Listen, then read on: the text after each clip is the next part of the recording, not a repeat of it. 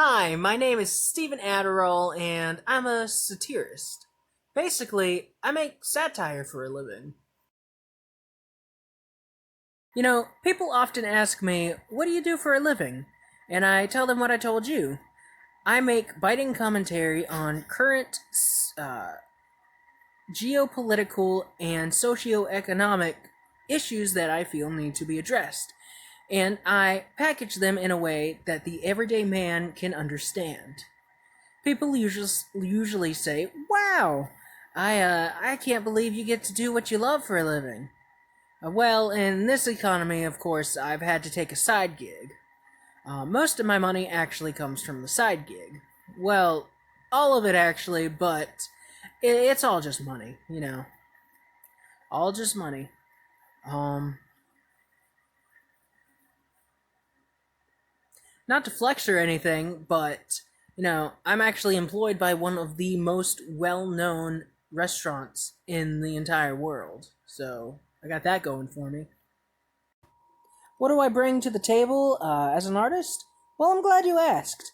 Uh, I like to think that I bring a renewed sense of originality to the medium. So many people today will pluck the low hanging fruit and call themselves parody artists. I mean, look at SNL. They tackle issues that everybody else tackles, and they do them in some of the most predictable ways. Um, they, like so many other so called satirists, are too scared to talk about the real issues. I have no problem tackling these issues. I mean, you know the song Every Breath You Take? It's by a band called The Police. So, I made a parody about police brutality from the point of view of the officers. Do I think it's tasteless to, cover such controversial topics? Absolutely not. Somebody has to do it, and it might as well be me. What are some of my other works? I'm glad you asked.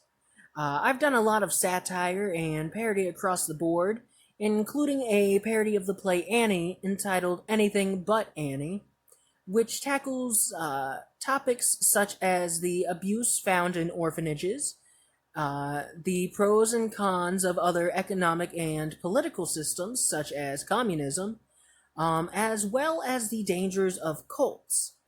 I've carefully crafted Christmas albums that criticize the rampant consumerism and the mindless obedience that some people display towards so-called religious politicians.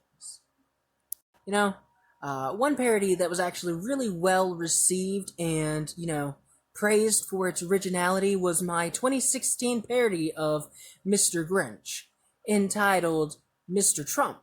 A lot of people seem to like that one, and I think it really helped open eyes to the issues that, people faced back then. Are there any lines I won't cross? I'm glad you asked. As an artist, there are some lines that I will absolutely not cross. I will not make fun of race unless it's white people, because, you can't be racist towards white people.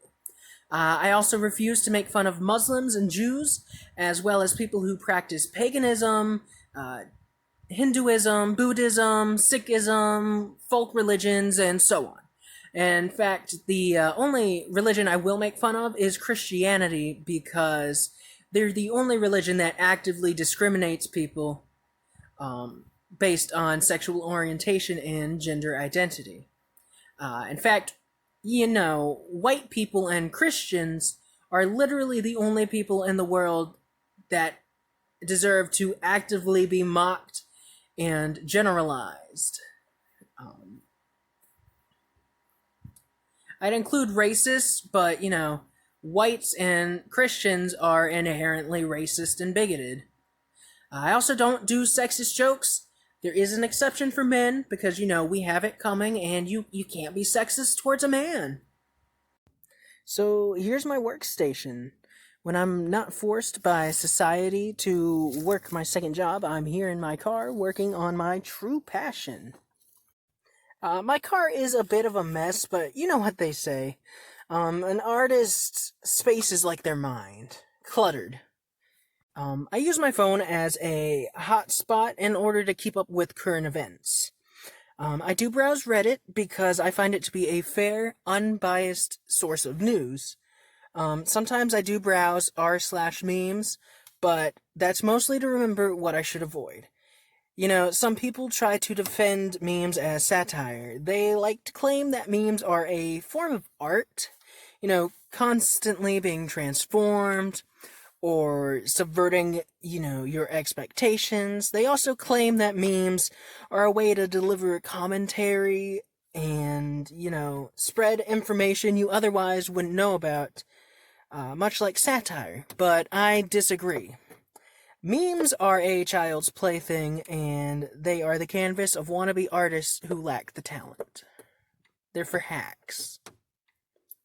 It was actually in this very car that I wrote a parody of Lady Gaga's Bad Romance.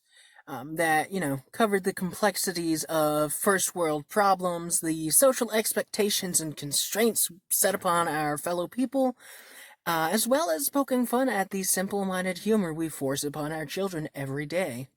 It was titled Ingeniously My Pants. Truly, I believe it is an underappreciated masterpiece and a brilliant, biting commentary on modern society. I would play the chorus for you, but it is explicit in nature and it's not allowed on the network. Such is the way of true art. Well, that was the day in the life of a satirist. This has been Stephen Adderall. Make sure to check out my SoundCloud and my YouTube for new content.